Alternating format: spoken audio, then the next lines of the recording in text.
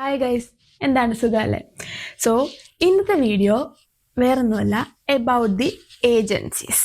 നമ്മുടെ നാട്ടിലെ study abroad ഏജൻസികളെ പറ്റിയിട്ടാണ്.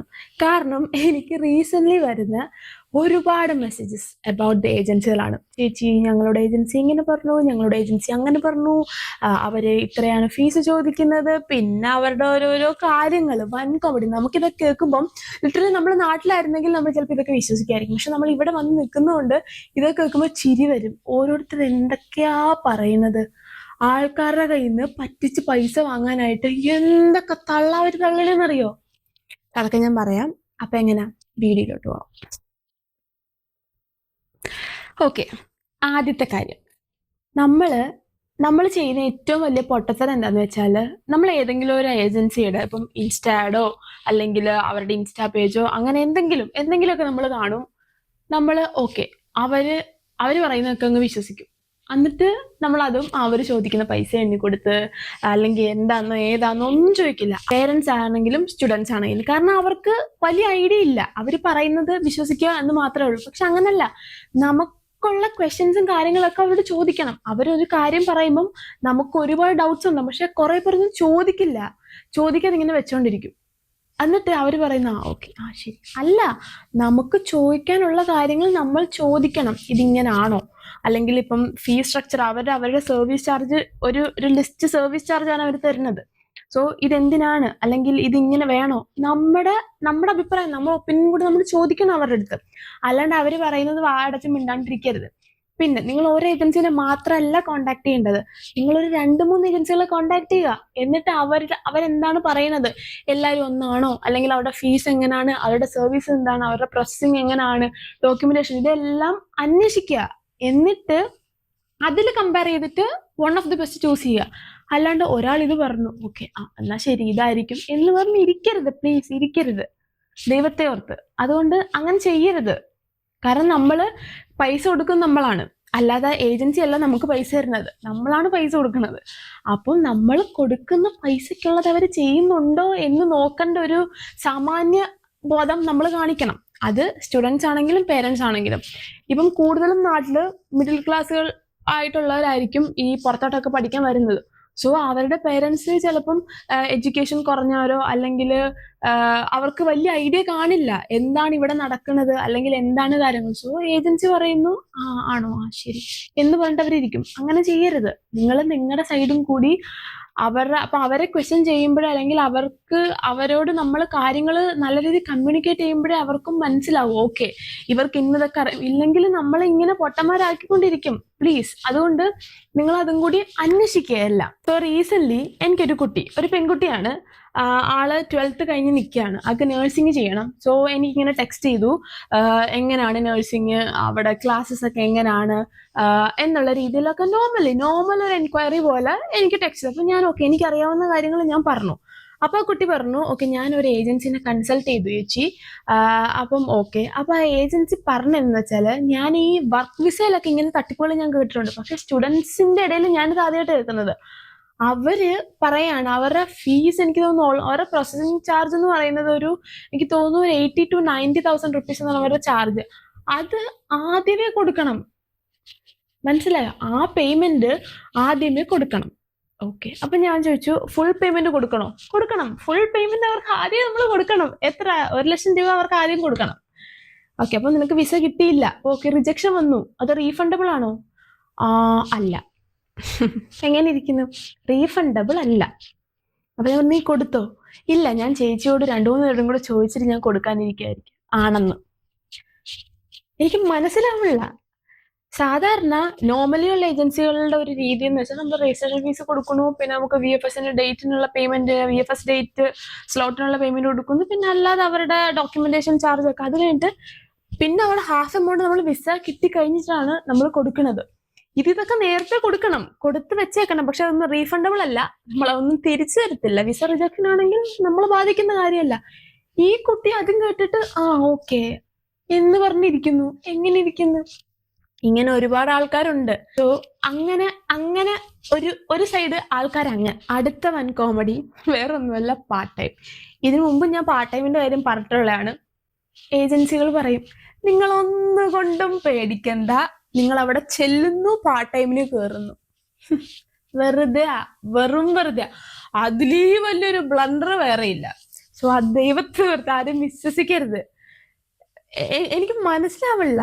അങ്ങനെയാണെങ്കിൽ നമ്മുടെ നാട്ടിൽ നിന്ന് എല്ലാവരും, നാട്ടിലുള്ള ഒട്ടുമിക്ക ലൈക്ക് 90% സ്റ്റുഡൻസും നാട്ടിൽ ഏജൻസി ത്രൂ വരുന്ന അവരൊക്കെ കയറുമ്പോൾ തന്നെ ജോലി കിട്ടും. മനസ്സിലായോ? അതുകൊണ്ട് ആ ഒരു അത്രയും വലിയ പച്ചക്കള്ളം ദൈവത്തെ വെക്കാതെ വിശ്വസിക്കരുത്. കാരണം ഏജൻസിക്കാർ അങ്ങനെ പലതും പറയും. നിങ്ങൾ വരുന്നു, പാർട്ട് ടൈമിന് കയറുന്നു. അല്ല, നിങ്ങൾ ഇവിടെ വന്നു കഴിയുമ്പോൾ നിങ്ങൾക്ക് കുറച്ച് ഡോക്യുമെന്റ്സ് വേണം. അതിന് ചെന്ന് തന്നെ ഒരു ലൈക്ക് 2 to 3 weeks എടുക്കും. എന്നിട്ട് നിങ്ങൾ ജോലി ചോദിച്ച് നടക്കണം. മനസ്സിലായോ? അവിടെ വേക്കൻസി ഉണ്ട് എങ്കിൽ അവര് വിളിക്കും, അപ്പൊ ജോലിക്ക് കയറുക. അല്ലാതെ പാർട്ട് ടൈം, ഇപ്പൊ നാട്ടിൽ നിന്ന് വരുന്ന ഏജൻസി ഇവിടുത്തെ റെസ്റ്റോറൻറ്റ്സ് ആയിക്കോട്ടെ, ഞാൻ എക്സാമ്പിൾ KFC പറയുകയാണെങ്കിൽ KFC ഇന്നടുത്ത് വന്ന കുട്ടിയാ, ഈ ഏജൻസിക്കാർ കൊണ്ടുവരുന്ന, വരുമ്പോഴേ നിനക്ക് ജോലി ഇല്ല, തരില്ല. വെറുതെയാ. അത് വെറും വെറുതെയാണ്. സോ അത് വിശ്വസിക്കരുത് പ്ലീസ്. അന്ന് ഏജൻസി പറയാണ്, ഇല്ല നിങ്ങൾ അവിടെ ചെല്ലുന്ന ഉടനെ നമ്മൾ ഓൾറെഡി പാർട്ട് ടൈം നിങ്ങൾക്ക് സെറ്റ് ചെയ്ത് വെച്ചിട്ടുണ്ട്, നിങ്ങൾ ചെല്ലുക, ജോലിക്ക് കയറുക. അല്ലാതെ അതിന് മുമ്പുള്ള കാര്യങ്ങളൊന്നും അവർ പറയില്ല. പിന്നെ ഈ കുട്ടികൾക്ക് ആണെങ്കിലും അറിയില്ല. ഓക്കെ, അവരുടെ വിചാരം നമ്മൾ ഇവിടുന്ന് ഓൾറെഡി കുറെ ഡോക്യുമെന്റ്സും കാര്യങ്ങളും കൊണ്ടുവരുന്നു, ഇവിടെ നമ്മൾ പോളണ്ടിൽ വരുന്നു, നിങ്ങൾ ലാൻഡ് ചെയ്യുന്നു, നെക്സ്റ്റ് വീക്ക് ജോലി. അല്ല, നിങ്ങൾക്ക് ഇവിടെ വന്നിട്ടും കുറെ കാര്യങ്ങളൊക്കെ ചെയ്യണം. യൂണിവേഴ്സിറ്റിയിൽ നിന്നായിക്കോട്ടെ, അല്ലാതെ ഇവിടുത്തെ ഗവൺമെന്റ് ഓഫീസുകളിൽ നിന്നായിക്കോട്ടെ, കുറെ ഡോക്യുമെന്റ്സ് നമുക്ക് വേണം. എന്നാലേ നമുക്ക് പാർട്ട് ടൈമിന് കയറാൻ പറ്റൂ. അല്ലാതെ ഇപ്പൊ നാട്ടിൽ നിന്ന് ഏതെങ്കിലും ഏജൻസി പറയുകയാണ് നിങ്ങൾ അവിടെ ചെല്ലുമ്പോഴേ ജോലി വെച്ചിട്ടൊന്നും ഇല്ല. ആരും വിശ്വസിക്കരുത്. ചിലരൊക്കെ എൻ്റെ അടുത്ത് ചോദിക്കുമ്പോൾ എനിക്ക് തന്നെ ചിരി വരും. കാരണം ഞാനൊക്കെ വന്ന സമയത്ത് ജോലി ചോദിച്ച് നടന്നതിന് കയ്യും കണക്കില്ല. ഞാനും ഏജൻസി ആയിരുന്നു. പക്ഷെ എന്റെ ഏജൻസി എന്നോട് അങ്ങനെ ഒന്നും പറഞ്ഞിട്ടില്ല കേട്ടോ, നീ അവിടെ ചെല്ലുന്നു ജോലി, അങ്ങനത്തെ ഒന്നും പറഞ്ഞിട്ടില്ല. പക്ഷേ എനിക്ക് മനസ്സിലാവില്ല എന്താ ഇതൊക്കെ. പ്ലീസ്, അതുകൊണ്ട് അത് വിശ്വസിക്കരുത്. വെറുതെയാണ്, വെറും വെറുതെയാണ്. നിങ്ങൾ ഏജൻസി ചൂസ് ചെയ്യുമ്പോഴേക്കും ഇൻസ്റ്റാഗ്രാമിൽ 10K ഫോളോവേഴ്സ് ഉണ്ട്, 100K ഫോളോവേഴ്സ് ഉണ്ടെന്ന് പറഞ്ഞിട്ട് അതല്ല one of the best agency. മനസ്സിലായോ? അത് വിശ്വസിക്കരുത്. നിങ്ങൾ കാരണം നമുക്ക് നോർമലി മനസ്സിലാകും, നാട്ടിൽ നിന്ന് വരുന്ന കുട്ടികൾക്ക് ഒരുപാട് ഡൗട്ട്സ് കാണും. എനിക്ക് തന്നെ എന്തോരം മെസ്സേജ് വരുന്നത്. നിങ്ങൾ ഈ എന്നോട് ചോദിക്കുന്ന പോലെ നിങ്ങൾ കൺസൾട്ട് ചെയ്ത ഏജൻസിയോട് ചോദിക്കണം. നിങ്ങൾക്ക് ഓരോ കൗൺസിലേഴ്സിനെ അലൗട്ട് ചെയ്തിട്ട് അവരോട് ചോദിക്കണം, ഇങ്ങനാണോ, ഇങ്ങനെ ചെയ്താൽ മതിയോ, അങ്ങനെ വേണോ, ചോദിക്കണം. അവർ നമ്മൾ കമ്മ്യൂണിക്കേറ്റ് ചെയ്യണം അവരുമായിട്ട്.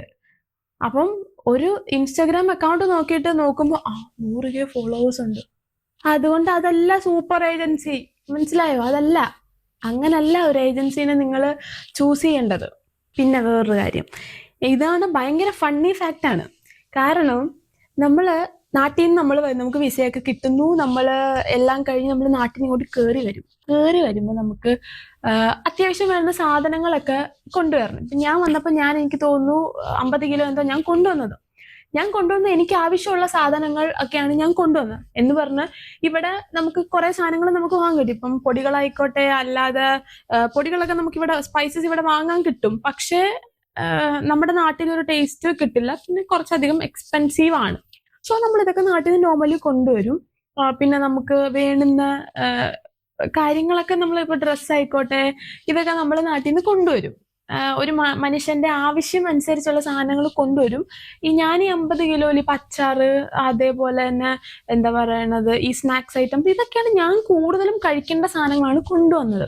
അല്ലാതെ ഇപ്പോൾ ഡ്രസ്സൊന്നും ഞാൻ അധികം വാരി വലിച്ച് നാട്ടിൽ നിന്ന് കൊണ്ടുവന്നില്ല. കാരണം ഈ രാജ്യം തുണി കിട്ടാത്ത രാജ്യമൊന്നും അല്ല.